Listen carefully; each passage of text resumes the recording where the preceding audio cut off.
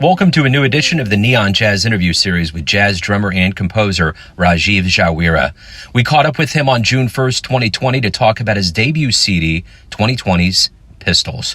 He is a global citizen, and that is the backbone to his playing and composing. He was born in London, grew up in Melbourne. He is of Sri Lankan heritage and is currently based in New York City. He has toured extensively around the world, playing with the best cats in the business. Please get to know him. Well, you're releasing an album during a pandemic, Pistils. Talk to me a little bit about kind of that being, is it bittersweet for you to be able to release it when people have more time to listen to it, but you can't perform anything live? Kind of, yeah. I mean, we actually delayed the release by a month. Yeah, I was supposed to release it in the beginning of May, and it didn't feel right to do it then. Everything. I just felt like putting it on hold or putting it off for a little bit. And yeah, it is a little strange to put music out now, and obviously there's not going to be a physical release concert or anything like that. But yeah, at the same time, maybe people do have more time to listen to music and are at home. So yeah, we'll see how it goes. But yeah. Obviously, it would be nice to perform with the band and share the music that way. But I'm hoping that it still reaches some people just digitally and like that. So yeah. So you got an interesting background. You were born in London, grew up in Melbourne, Australia, Sri Lankan heritage. Now you're in New York City. Talk to me about your journey into jazz. Okay. Well, yeah. So ended up in New York now. I've been here for nearly 10 years. My musical path began at an early age. I think around 5 years old. I was playing the piano, just with piano lessons while I was still in London. Then moved to Melbourne, I think when I was 6. So yeah, I continued that for probably another 10 years on the piano before I started moving on to other instruments. And it was sort of my teenage years that I took up the drums, and I was also playing the trumpet all through high school. So, but yeah, also I had some music in the family. My grandma was a pianist, and I think on my father's side there was a classical violin player. So yeah, music had always been around the house, and it was very much part of my life from an early age. And then, continuing from there, I think, when I finished high school, like everyone, I'm trying to decide what they want to do, and, auditioned for some music schools, not really knowing what was going to happen.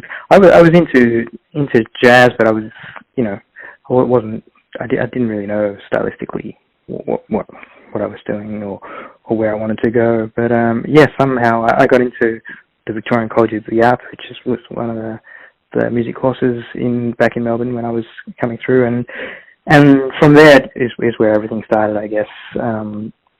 That got me really into jazz, and I had good teachers and people to play with, and it just continued on from there. So it's kind of just happened. It's not like when I was a young kid or a teenager, I knew that I wanted to be a professional musician. It was I just sort of fell into it. I was always doing it, but I didn't know it would be possible to make a career out of it. Right on. Well, talk to me a little bit now. Obviously this is your passion. This is your life. What do you like best about being a musician? I mean, I like the freedom that you have. Obviously, even within being a musician, there are choices you get to make, and it's like, do I want to play in cover bands, or do I want to do wedding gigs, or do I want to just play my music? So from the first time I started doing gigs, I was always like, I kind of only wanted to play ideally I only wanted to play the gigs that I really believed in and wanted to play, but at the same time, of course, you want to take every gig and get experience and all that. But along the way, I've made decisions to not do things, or stay true to what I believed in, musically, and I'm happy about that. So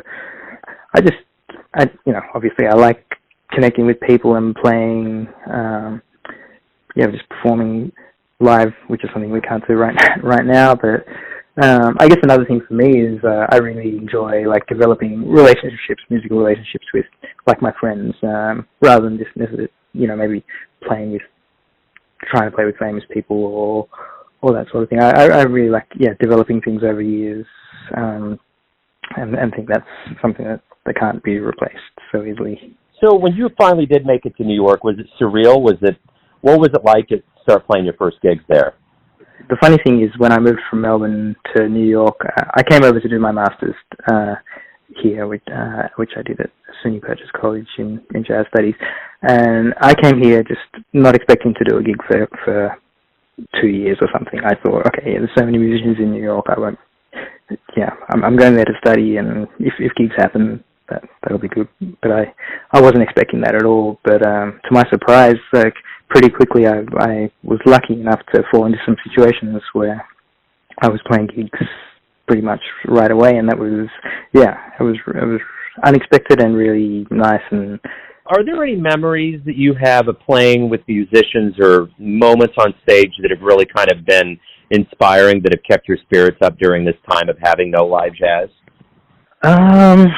Well, I'll tell you, like, I'm lucky, like, just before all of this happened, I got to play a gig, in Bangkok in January at a really nice festival at the Thai International Jazz Conference with my group, and I had a couple of musicians from Australia and a couple of musicians from New York who came over, and we taught there for a week, and we also played a set of my music, and that was a really special experience for me.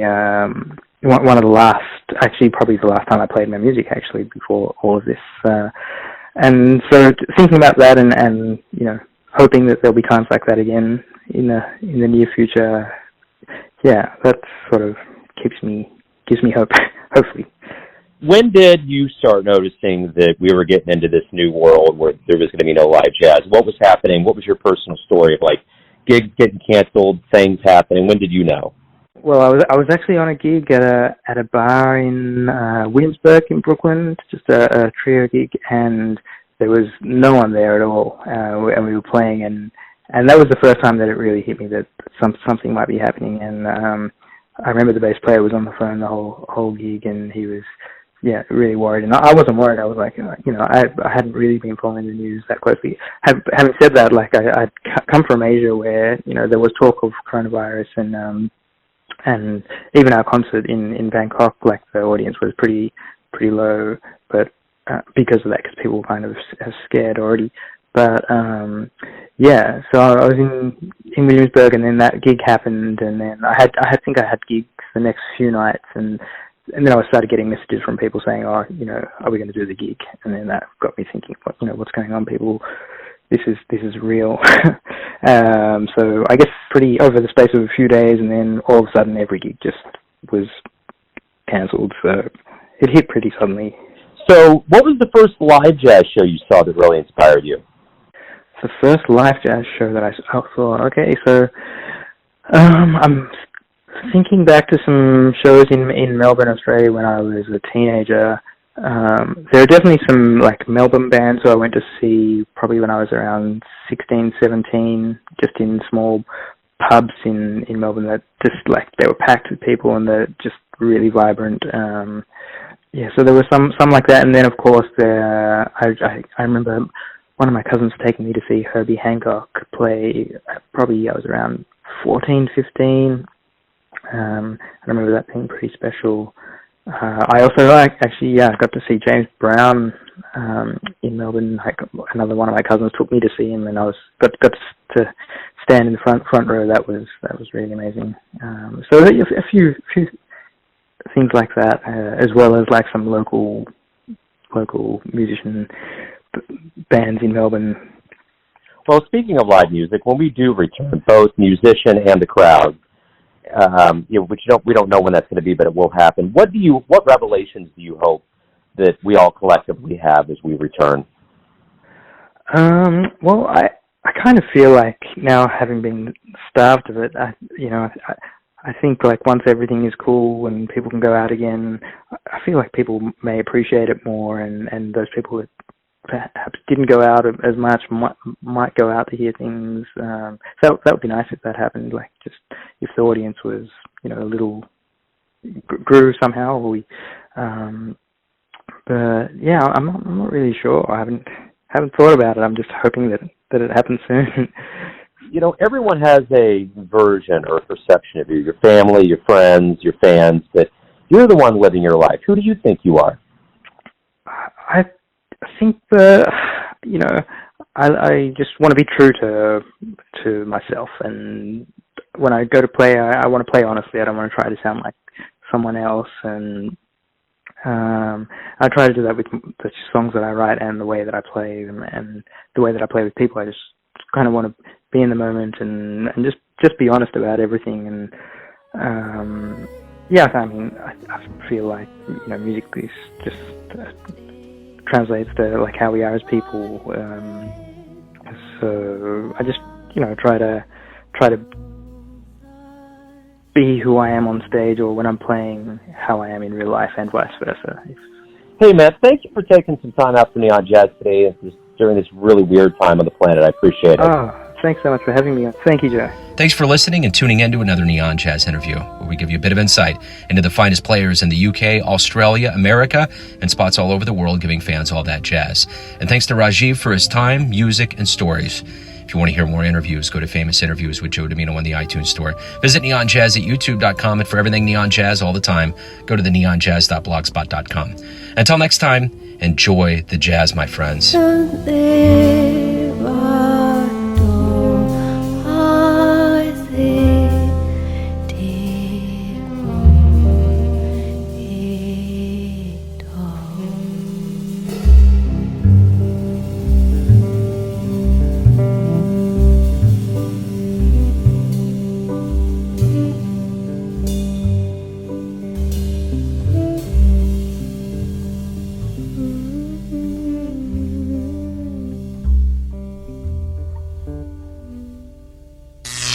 Neon Jazz.